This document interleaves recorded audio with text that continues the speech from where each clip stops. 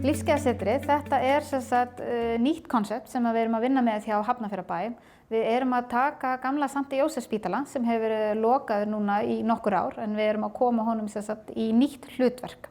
Og þarna erum við að bjóða upp á, eða sem sagt erum að byggja samfélag með einstaklingum og fyrirtækjum sem að bjóða upp á þjónustur sem að auka lífsgæði einstaklinga. Dæmi meðferðir sem gætu átt sér stað þarna inni gætu verið sem sagt sjúkraþjálfarar, nudd, jóga, sálfræðiþjónusta, fjölskylduþjónusta, fótaaðgerðir, svona fótaaðgerðarstofur, dagvist fyrir heilabilaða eða geðfatlaða og svo framvegis, en engin næturdvöl. Við stefnum á að opna núna í fyrsta ársfjórðungi 2019 og þá erum við að stefna á að opna einungis hluta í húsins. Þannig að við gerum þetta í áfangum bæði eftir eftirspurn og fjármagni og framvindu verkefnisins.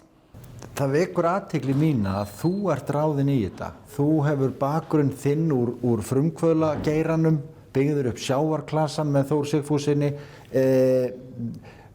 Hvers vegna tókuð þér ekki þá ákvörðun að velja manneskju úr heilbrigðisgeiranum? Akkur ekki þarna einhver röggsamur hjúkrunarfræðingur eða læknir sem stýrir þessu? Ég hugsa kannski einmitt út af þessum nýsköpunarþætti að þú þarft svolítinn drifkraft til að koma svona verkefni á fót og bara einmitt eins og dæmi sjávarklasana, þú þarft svolítið að keyra þetta, þú þarft að fá fólk í lið með þér og þú þarft að byggja upp ákveðið samfélag. Og ég kannski tel að ástæðan fyrir að ég hafi verið valin umfram kannski einhvern hefðbundinn sem búinn að vera í stjórnsýslu eitthvað lengur að ég kem með svolítið aðra nálgun og aðra sýn.